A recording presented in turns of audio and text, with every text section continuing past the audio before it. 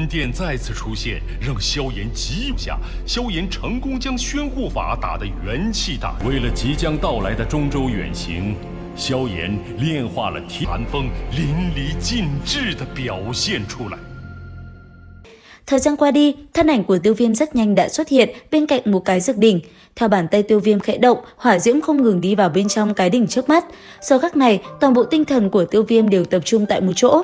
Cứ thế, bàn tay chậm rãi từng chút một, Tiêu Viêm điều chỉnh hỏa diễm, đồng thời dược liệu cũng được anh ấy đưa vào trong dược đỉnh.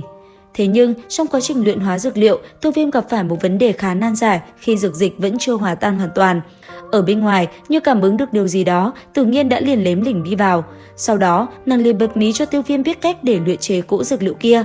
Tiếp theo, sau khi giúp đỡ Tiêu Viêm giải quyết khó khăn về uy áp, Tử Nghiên cũng liền rời đi khỏi nơi này. Còn Tiêu Viêm, nhờ Tử Nghiên trợ giúp, anh ấy rốt cuộc cũng có thể thành công phần nào. Không lâu sau, rốt cuộc đan dược cũng hòa tan vào nhau, một dòng chất lỏng cũng dần ngưng tụ lại, tạo thành một viên đan dược có màu nồng đậm. Hiển nhiên, thất phẩm đan dược đã được luyện thành. Thế nhưng, sau khi đan dược thành hình, một vụ nổ bất chợt bạo phát mãnh liệt, một luồng ánh sáng đột nhiên phóng thẳng trời cao. Luồng ánh sáng này cực kỳ đặc biệt, khí thức nó tỏa ra là vô cùng cường đại. Theo lời những người ở bên ngoài, đan lôi này cực kỳ đặc biệt. Phẩm chất đan dược càng cao, đan lôi đánh xuống càng thêm phần mãnh liệt. Ở bên ngoài, chứng kiến dị tượng vừa xuất hiện khi Tiêu Viêm luyện chế thất phẩm đan dược, không biết người phải sợ hãi. Ngay cả Tiểu Y Tiên cùng Tu Thiên trưởng lão, hai người cũng chỉ biết dõi mắt theo từng thứ đang xảy ra phía trước mà thôi. Nhìn đan lôi xuất hiện, Tiêu Viêm âm thầm nói: "Lão sư, lúc đầu người từng nói nếu đệ tử có thể kéo tới đan lôi, như vậy đã có tư cách để xuất sư. Đáng tiếc, sự việc ngày hôm nay người lại không thể tận mắt chứng kiến." Dứt lời, cầm huyền trọng xích trong tay, Tiêu Viêm liền mạnh mẽ phóng người lên, cùng đan lôi từ trên trời cao phóng xuống mạnh mẽ giao chiến. Giữa không trung, Tiêu Viêm thi triển lục hợp du thân xích, chỉ trong thoáng chốc, anh ấy đã đánh ra hàng trăm đường. Cứ như thế, ở giữa không trung, thân ảnh Tiêu Viêm uốn lượn, công pháp không ngừng đánh ra cùng lôi điện va chạm. Thế nhưng, không chỉ thi triển lục hợp du thân xích, Tiêu Viêm rất nhanh đã dùng ra khai sơn ấn cùng lôi điện va chạm. Tuy vậy, nó vẫn chưa đủ để Tiêu Viêm chống đỡ lại. Bởi thế, anh ấy đã phải dùng ra địa yêu khôi ngạnh kháng với đạo lôi điện kia. Bên ngoài, mọi người chứng kiến trận chiến giữa Tiêu Viêm cùng đan lôi thì không khỏi kinh hãi. Theo ánh mắt mọi người nhìn lên, Tiêu Viêm lúc này đang giao chiến vô cùng ác liệt. Thế nhưng, đan lôi càng lúc lại càng mãnh liệt hơn.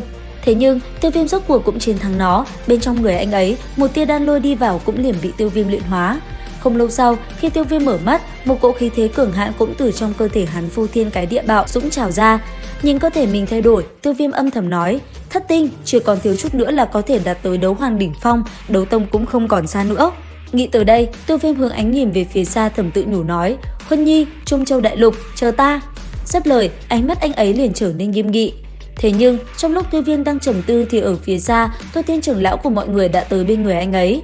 Trò chuyện một hồi lâu, Tiêu Viêm nhìn mọi người nói: "Đi thôi, sắp xếp một vài chuyện xong, chúng ta sẽ rời đi khỏi nơi này." Nghe vậy, mọi người cũng liền gật đầu đồng ý. Thời gian trôi qua, ở tại học viện Già Nam lúc này đã có rất nhiều người đứng vây quanh Tiêu Viêm cùng Tử Nghiên và Tiểu Y Tiên. Nhìn nhị ca của mình, Tiêu Viêm nói: "Đệ đi rồi, đành nhờ nhị ca điều hành Tiêu môn cho tốt vậy.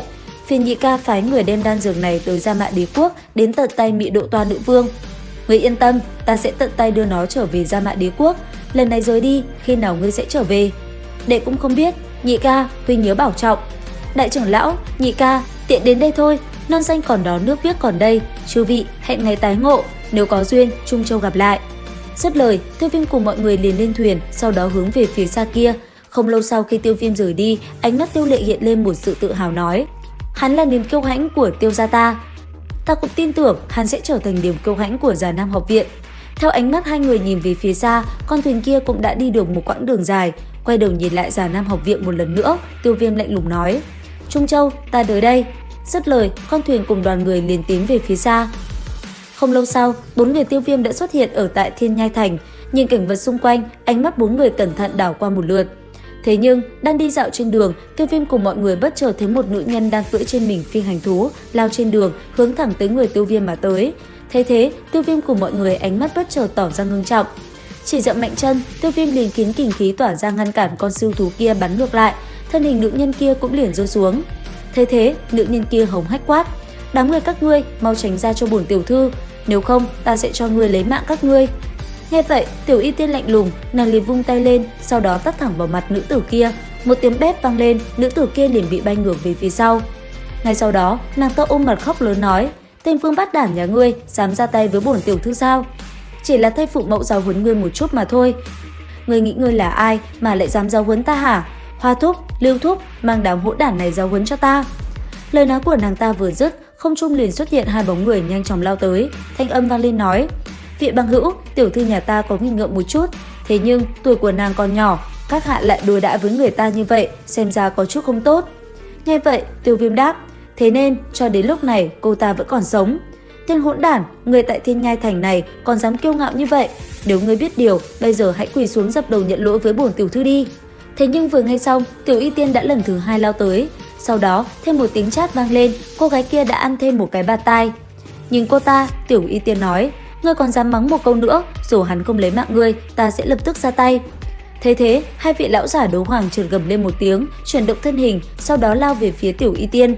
Hai người họ vừa mới có động tác, đột nhiên tiếng sấm ong ong vang dậy, một bóng đen bỗng nhiên xuất hiện trước mặt hai người, song quyền thẳng tắp đánh ra một luồng kình phong nóng rực kinh người, làm cho hai người đại biến sắc mặt, trong lúc vội vã vận quyền đón đỡ. Trong khoảnh khắc va chạm, hai người kia liền bị bắn ngược về phía sau, còn Tiêu Viêm, anh ấy lạnh lùng nói: hôm nay ai gieo gió tất phải gặp bão, nếu hai vị không thức thời, xin đừng trách tại hạ tâm ngoan thủ lạt. Nghe thế, hai người kia ôm quyền hướng Tiêu Viêm nói: vị bằng hữu, tại hạ là người của La gia, thiếu nữ đã va chạm với các người lúc trước cũng chính là đại tiểu thư của La gia, mong các vị nể mặt hạ thủ lưu tình. Nghe thế, Tiêu Viêm sắc mặt có chút biến đổi, còn phía xa kia, cô gái kia lùm cồm bò dậy, thanh âm hầm hừ nói: Người dám đánh ta? Nói dứt lời, trong cơn tức giận, hồng y thiếu nữ lấy ra một ngọc bài từ trong nạp giới, sau đó hung dữ bóp nát, sổ oán độc nói: ngươi dám đánh ta, Gia ta tuyệt đối sẽ không bỏ qua cho ngươi. Khi ngươi rơi vào tay ta, bổn tiểu thư sẽ lập tức đày đọa hành hạ các ngươi. Đối với những lời quát mắng của hồng y thiếu nữ, Tiểu Y Tiên dùng ánh mắt lạnh như băng hàn nhìn nàng một cái, chợt bên tai truyền đến âm thanh lạnh nhạt nói: tiếp tục đánh, người còn trẻ mà lại có tâm tính ác độc như thế, lưu lại sẽ là tai họa. Nghe vậy, khóe miệng của Tiểu Y Tiên chợt nhếch lên, trong ánh mắt kinh hãi của hồng y thiếu nữ, một lần nữa giơ lên ngọc chưởng, không chút khách khí tiếp tục tát lên mặt nàng ta. Ngọc chưởng của Tiểu Y Tiên vừa hạ xuống, một đạo hào quang màu xám đột nhiên trong trung tâm Thiên Nhai Thành mạnh mẽ xuất hiện như chớp giật, vừa đảo mắt một lượt trên không trung của đường phố, số kinh khí đột nhiên bạo dũng mà ra, ào ào như cuồng phong kéo đến, tạo nên thanh âm gào thét trầm trầm, quanh quẩn không ta nói. Hành vi của các vị như thế chính là không thèm để La Gia ta vào trong mắt hay sao? Dứt lời, cỗ năng lượng kia càng thêm cuồng bạo, hút Tiêu Viêm cùng ba người bên cạnh vào trung tâm của luồng xoáy phía trước. Ngay lập tức, vòng xoáy kia như hút lại, khiến mọi người không tự chủ được mà bị kéo vào bên trong. Liệu rằng tiếp theo, tập 89 sẽ còn diễn biến gì hấp dẫn? Theo dõi kênh vào chủ nhật hàng tuần để biết thêm chi tiết nhé. Xin chào và hẹn gặp lại!